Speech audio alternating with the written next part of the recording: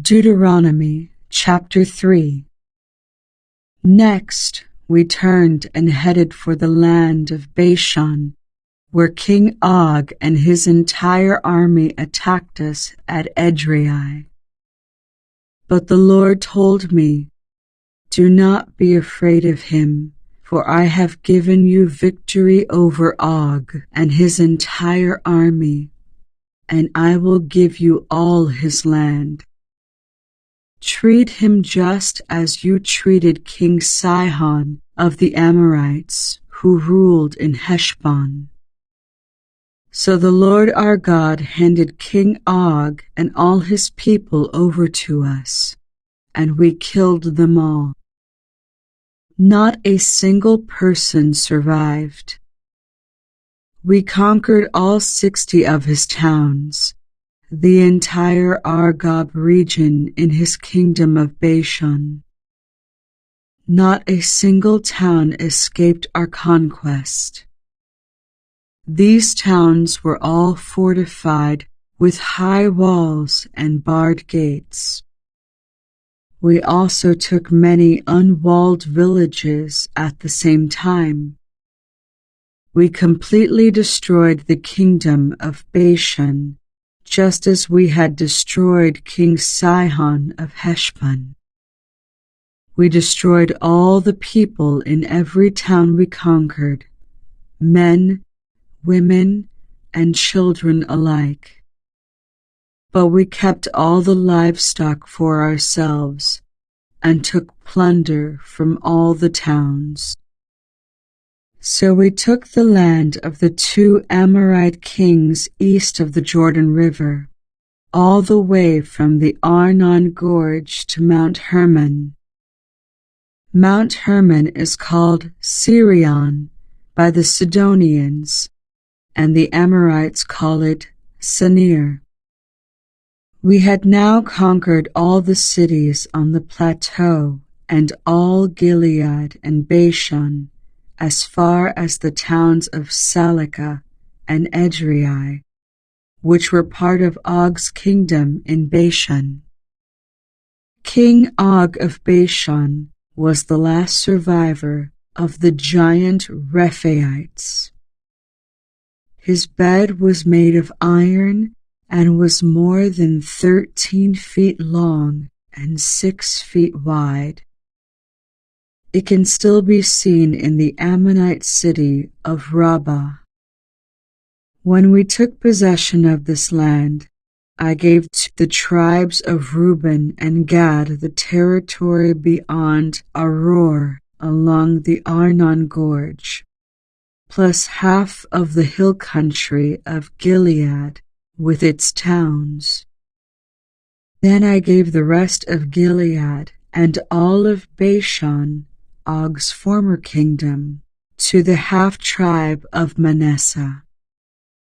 This entire Argob region of Bashan used to be known as the land of the Rephaites. Jair, a leader from the tribe of Manasseh, conquered the whole Argob region in Bashan, all the way to the border of the Geshurites and Maacathites. Jair renamed this region after himself, calling it the towns of Jair, as it is still known today. I gave Gilead to the clan of Machir, but I also gave part of Gilead to the tribes of Reuben and Gad. The area I gave them extended from the middle of the Arnon Gorge in the south to the Jabbok River on the Ammonite frontier. They also received the Jordan Valley, all the way from the Sea of Galilee down to the Dead Sea, with the Jordan River serving as the western boundary. To the east were the slopes of Pisgah. At that time I gave this command to the tribes that would live east of the Jordan. Although the Lord your God has given you this land as your property, All your fighting men must cross the Jordan ahead of your Israelite relatives, armed and ready to assist them. Your wives, children, and numerous livestock, however, may stay behind in the towns I have given you. When the Lord has given security to the rest of the Israelites, as he has to you, and when they occupy the land the Lord your God is giving them across the Jordan River, then you may all return here to the land I have given you. At that time I gave Joshua this charge.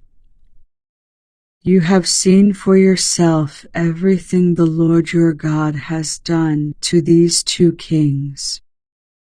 He will do the same to all the kingdoms on the west side of the Jordan. Do not be afraid of the nations there, for the Lord your God will fight for you. At that time I pleaded with the Lord and said, O sovereign Lord, you have only begun to show your greatness and the strength of your hand to me, your servant. Is there any God in heaven or on earth who can perform such great and mighty deeds as you do? Please let me cross the Jordan to see the wonderful land on the other side, the beautiful hill country and the Lebanon mountains. But the Lord was angry with me because of you, and he would not listen to me.